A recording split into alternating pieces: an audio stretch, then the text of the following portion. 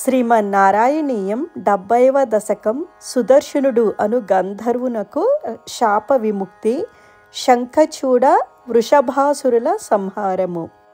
ఇతి త్వయి రసాకులం రమితవల్లభే వల్లవాః కదాపి పురమంబికాకమితురంబికాకాననే సమేత్య భవతా సమం నిషేవ్య దివ్యోత్సవం సుఖం సుషుపురగ్రాసీద్ వ్రజపముగ్రనాగస్తదా సమున్ముఖమథోల్ముఖైరభిహతేపి తస్మిన్ బలాత్ అముంచతి భవత్పదేన్యపతి పాహి పాహీతి తైః తదా ఖలు పదా భవాన్ సముపగమ్య పస్పర్శతం భవౌ స చ నిజాం తనుం సముపసాద్య వైద్యాధరీం.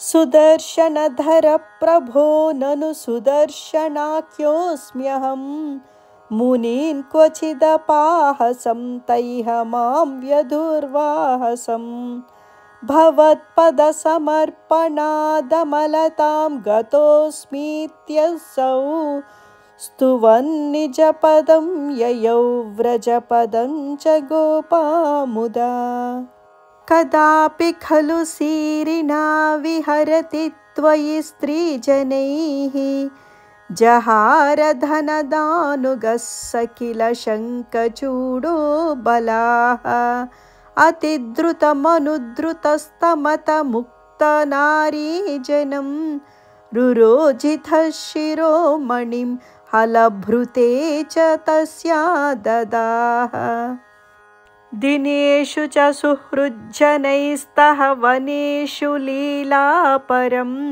మనోభవమనోహరం రసితవేణునాదామృతం భవంతమమరీదృశామమృతపారనాదాయినం విచింత్య కిమునాలపన్ విరహతాపితా గోపికాః భోజరాజభృతకస్త్వథ కశ్చిత్ కష్టదుష్టపథదృష్టిరరిష్టః నిష్ఠురాకృతిరపష్టునినాదస్తిష్టతే స్మ భవతే వృషరూపీ శాక్వరోథ జగది ధృతిహారీ మూర్తిమేష బృహతీం ప్రదధానః పంక్తిమాశు పరిఘూర్ణ్య పశూనాం ఛందసాం నిధిమవాప భవంతం